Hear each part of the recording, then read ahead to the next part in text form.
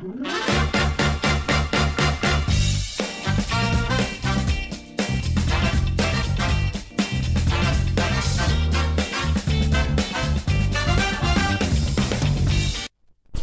République démocratique du Congo vibre au rythme de la campagne électorale depuis plus d'une semaine maintenant, il faut le dire. Les différents candidats sont au contact de leur base pour tenter justement de les convaincre à voter pour eux. Mais avec quel discours, quelle offre politique? Est-ce que la paix est-elle privilégiée en cette période électorale? Eh bien, on en parle avec Serge Lukanga, avocat, pasteur, mais également ambassadeur de la paix, à qui je dis bonjour et bienvenue. Bonjour, bonjour à tous les téléspectateurs, bonjour à partout où on nous suit, nous vous saluons. C'est un plaisir pour nous de vous recevoir une fois de plus. Merci beaucoup. Alors, comme je viens de le dire, nous sommes en pleine campagne. Elle a débuté, ça fait maintenant une semaine et un jour pratiquement. Les différents candidats, notamment ceux à la course pour la présidentielle, tentent de convaincre justement la population. Leur discours porte sur notamment l'économie, la sécurité, la santé, l'environnement, etc. D'abord, d'entrée de jeu, quelle est votre lecture des faits?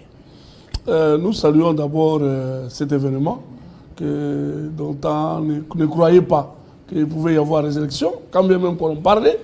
C'est le lancement de cette campagne à partir du 19 novembre qu'on a lancé la campagne électorale. Nous avons vu le rythme, nous avons vu comment ça vibre, nous avons tenté de comprendre, de suivre les différents candidats présidentiels. Et nous les avons suivis dans leur programme. Mais comme le mot le dit, c'est dans une campagne. Donc, ici, on aurait dû attendre que chacun nous présente son projet de société.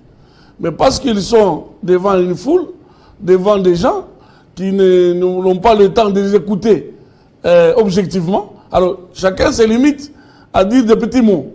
Il se limite à plaire à la population.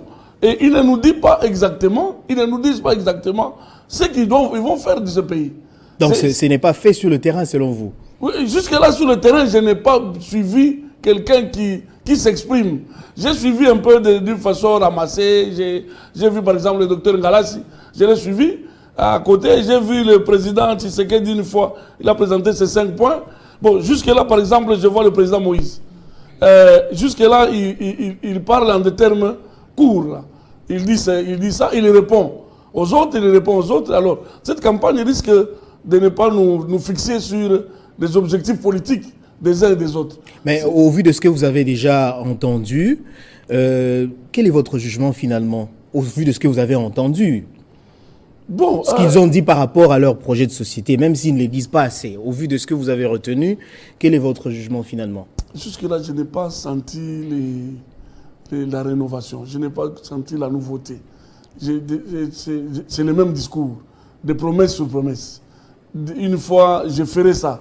Et ce sont des choses que tout le monde risque de tourner tout autour de ça. Des chapelets de bonnes intentions. Voilà, chacun essaie de nous présenter. Et c'est de bonnes guerres. C'est comme ça que les gens sont habitués à ce genre de campagne. De nous présenter, chacun sait qu'il est capable, mais avec des promesses. Est-ce que nous doutons et nous pouvons croire à ces promesses?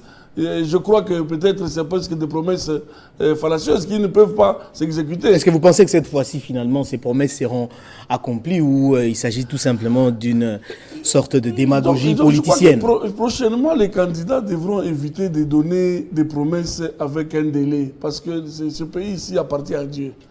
Et par exemple, quand on vous dit je vais mettre la sécurité dans 6 mois. Je me rappelle que le président sortant avait dit je ne dirai que j'ai réussi si je vois la sécurité à l'Est. Vous voyez, c'est Fachi qui l'avait dit. Oui, on lance des mots, peut-être ça peut vous rattraper. Alors je voudrais que le candidat président Katumbi, parce que je l'ai suivi personnellement, il dit dans 6 mois. Est-ce possible? Nous connaissons l'Est. Nous venons même de l'Est. Nous ne pensons pas qu'en 6 mois, cela peut être possible. Mais peut-être qu'il a la baguette. Mais s'il est sûr de lui... Peut-être qu'il a la baguette, c'est peut-être lui qu'on attendait. Peut-être qu'il n'a pas révélé sa stratégie. Voilà. C'est peut-être lui qu'on attendait tout ce temps pour qu'il vienne mettre la paix. Son nom là déjà, Moïse. Nous pensons qu'il marche avec le bâton ou il peut nous donner la baguette magique. Mais nous sommes dans un terrain politique. Ça, on ne doit pas oublier. Nous sommes dans un intérêt politique et à l'Est, il y a une guerre. Guerre politique, guerre économique. Et à ce stade ici, si on ne met pas aussi la donne spirituelle pour qu'on mette la paix là-bas, je crois qu'on risque de faire des promesses qui ne vont pas réussir. Ça signifie quoi concrètement qu'il faut y rajouter une donne spirituelle? Qu'est-ce que ça signifie? Ce qui se passe à l'Est, si on ne met pas Dieu, je vous rassure que nous allons tourner en rond. On veut laisser cesser le feu des hommes sans le concours du cœur, du changement du cœur de l'homme. Ça sera toujours un échec. Il faut l'intervention divine. Ça, moi, je crois à ça. Moïse qui promet, c'est de pouvoir améliorer les conditions de nos forces de l'ordre, la police, l'armée, etc. C'est de bonnes guerres, c'est tout candidat. Même moi aujourd'hui, je serai candidat présidentiel, président de la République, je vais toujours promettre, je vais améliorer ceci, je vais améliorer ceci. Est-ce que cela prouve que chacun des candidats a un tableau de ce pays? Sur le plan, moi je pensais, les gens pouvaient parler en ce qui concerne les droits sociaux. La régie des eaux. Qu'est-ce qu'on nous promet? Par rapport à l'électricité, qu'est-ce qu'on nous promet? Donc l'accent n'est pas beaucoup plus mis sur tous ces points-là. À la santé, qu'est-ce qu'on nous promet? Le président sortant a promis en dernière minute la gratuité de la maternité. Mais cela n'est pas suffisant. Ce n'est pas suffisant. Comment on veut dire que dans ces pays comme actuellement, que les gens puissent mourir encore avec la tuberculose, puis avec la malaria? Donc la santé, la prise de santé est encore difficile. Alors nous pensions que les gens pouvaient plutôt réfléchir par rapport à ça que de réfléchir en termes de salaire qu'on va augmenter aux gens. Mais si on augmente les salaires, le pouvoir d'achat n'est pas nul. Et la production, ça va venir d'où? Ce pays ici, on doit nous dire, nous allons produire ceci, nous allons faire cela, pour couvrir les besoins primaires. Donc si je vous comprends bien, vous voulez dire que leur discours ne porte pas sur les vrais problèmes, les vrais mots, les priorités de la RDC. Vous êtes entré dans ce que je voulais dire. Jusque-là, je n'ai pas encore trouvé quelqu'un qui nous dit exactement dans les vrais problèmes du Congo, le vrai problème du Congolais. Mais on nous met dans la démagogie.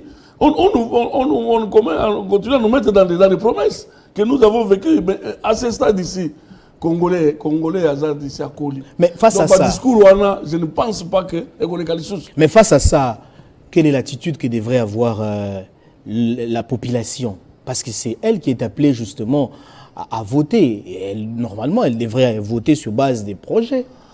On a mis la population, on a clochardisé notre population.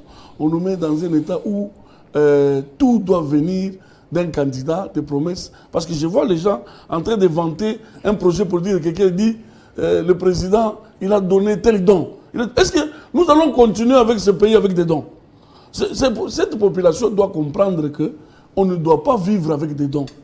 On ne doit pas être dans un pays où c'est quand quelqu'un se réveille ou dit c'est la poche de tel, c'est la poche de tel. Et on veut nous remettre dans ça. La population doit savoir que les gens qui nous apportent, par exemple, la création des emplois, qu'est-ce qu'on nous dit par rapport aux emplois? Pour que chacun de nous ne puisse pas comprendre que pour manger au Congo, il faut être politicien. Alors parlons-en, puisque vous évoquez le sujet, la création de l'emploi. Est-ce que ça a été le cas sous Tshisekedi? Parce que d'après ses proches, il semblerait qu'il y aurait des emplois créés dans le cadre du projet de 145 territoires. Est-ce que ça a été le cas durant ces 5 années au pouvoir? La création de l'emploi. Non, loin de moi de devenir quelqu'un qui fait la propagande le président sortant. À ma connaissance, il y a eu quelques entreprises, petites entreprises qu'on a créées qui ont récupéré un peu par-ci, par-là, même si ça n'a pas été avec perfection pour récupérer tous ces gens.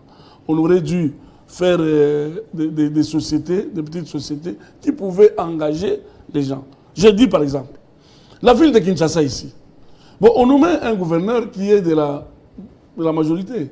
Oui. Mais Jean-Denis Ngobila. Voyez la saleté dans la ville. Aucune entreprise pour prendre les traitements des déchets, recycler les déchets. Recycler les immondices. Il suffit seulement de faire une politique avec ça. Et dans chaque parcelle ou dans chaque quartier, nous recrutons des gens, des bénévoles, qui peuvent prendre ces déchets, les ramasser. Et maintenant, on en crée une entreprise qui est gérée directement par la commune.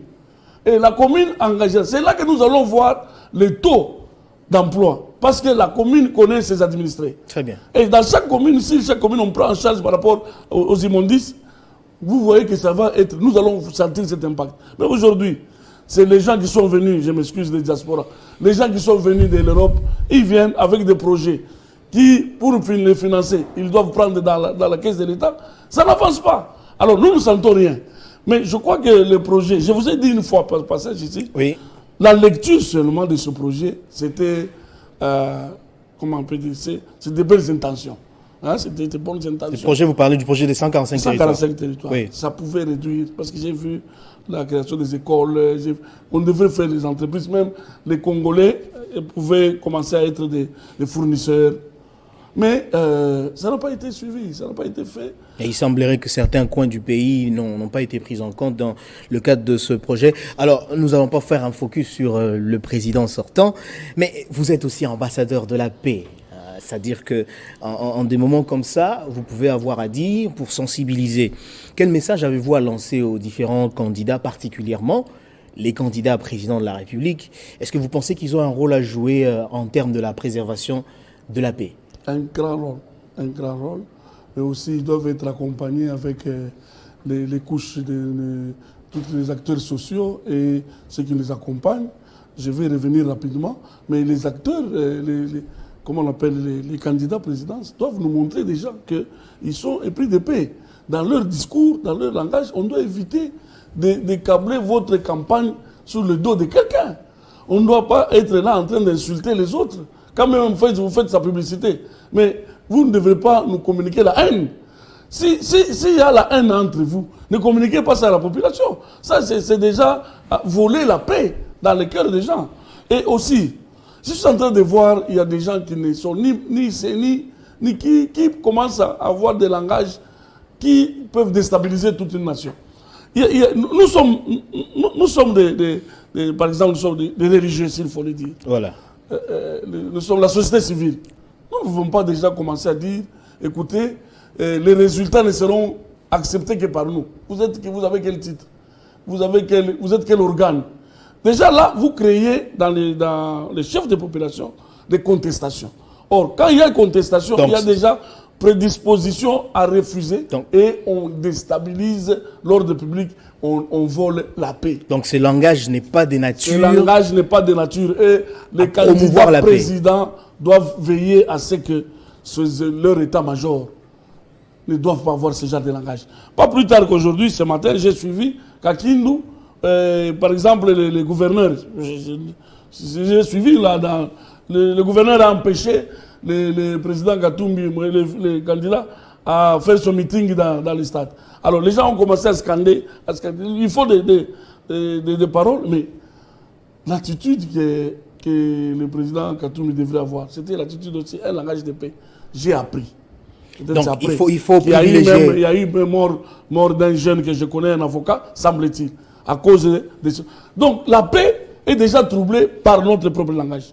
Beaucoup de gens crient la paix, mais ils ne font pas la paix. Or, ce pays ici a besoin de la paix. C'est maintenant que nous devrons montrer que nous sommes matures. Cette campagne devrait se passer avec la maturité.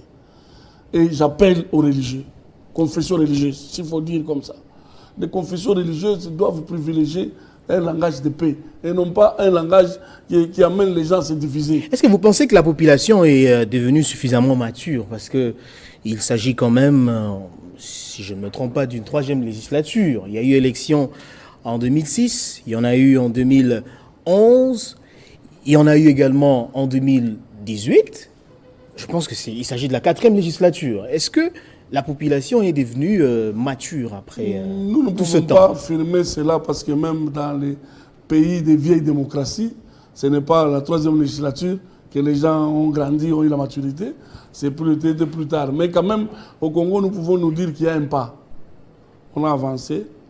On a avancé. Quand vous sentez les réactions, les commentaires des gens, quand on suit tel parle, il y a quand même un équilibre pour ceux qui continuent à réfléchir. La population n'est plus manipulable. Avec il y a ceux qui l'argent, continuent à réfléchir dans la manipulation. Il y en a qui réfléchissent, qui posent des problèmes sérieux, qui se disent qu'il faut voir. Bon, aujourd'hui, nous votons tel. Demain, l'avenir de demain. Donc, voilà déjà les signes, les symboles qui montrent que la population commence à aller vers la maturité. Mais tout ça manque d'éducation politique et d'encadrement politique. Est-ce que le vote est toujours tribal? Est-ce que le vote est toujours sociologique? Heureusement, vous avez mis sociologique. C'est là que nous devons combattre. Jusqu'à preuve du contraire, elle reste sociologique. Mais or, ici, au Congo, nous devons nous dire que les tribus... Normalement, ça devrait être basé sur des projets de société, comme c'est le cas sous d'autres cieux. Moi, j'avais suivi le président de cette structure ici, comment? C'est ça ou c'est là où il y a notre ami Bossembe, Christian Bossembe? Oui, le CESAC. CESAC. Oui. Il avait présenté un programme où chaque candidat devrait passer pour nous donner son programme. Mais ça n'est pas suivi. C'est là que nous devrions découvrir chaque candidat pour nous parler de la réalité de ce qu'il veut faire. Je crois que les diffusions ont déjà débuté. Non, mais apparemment, semble-t-il. Cela ne se fait pas. Parce que c'est là que nous devrions suivre chacun d'eux. Chacun nous parler. Mais maintenant, comme on a laissé aussi la campagne, chacun il se promène dans les polos, tout le monde se met dans les fanfares, et même les députés ont emporté les pas. Donc voilà comment que on éduque pas la population à une éducation électorale. Alors, Maître Serge Lukanga, on est en train de chuter. Quelle chance donnez-vous aux différents candidats au regard de leur profil, au regard de leurs offres politiques? Quelle chance vous donnez aux différents candidats? Je pense qu'ils sont 26 au total. Hein? Je me refuse de dire chance et Loko Pamba parce que c'est ça le Congo, mais je me dis aujourd'hui que le meilleur gagne. Que le meilleur gagne, que celui qui va convaincre la population gagne et que les autres puissent accepter avec sportivité et avec paix. Parce que le démarrage déjà de cette campagne ne présage pas de dire qui est-ce que moi-même je peux jeter mon dévolu. Je me réserve de ça parce que je suis pasteur. Dans notre église, j'ai plusieurs tendances de gens. Je me réserve, je suis avocat. Je ne peux pas aujourd'hui afficher ma tête pour dire je suis pour tel candidat. Mais donner la chance à qui? À celui qui va convaincre la population. C'est celui-là qui va vaincre. Nous les saluons déjà avant même qu'il ne soit proclamé. Et nous allons les soutenir parce que ça sera le résultat des élections. Le président sortant qui devra, d'après sa porte-parole, Madame Tina Salama, devra interrompre pour quelque temps sa campagne pour se rendre à Dubaï afin de participer à la COP 28. Quel commentaire? Est-ce que ça ne va pas jouer contre lui parce qu'il devrait être sur le terrain en pleine campagne? Au nom de la continuité de l'État, il devrait...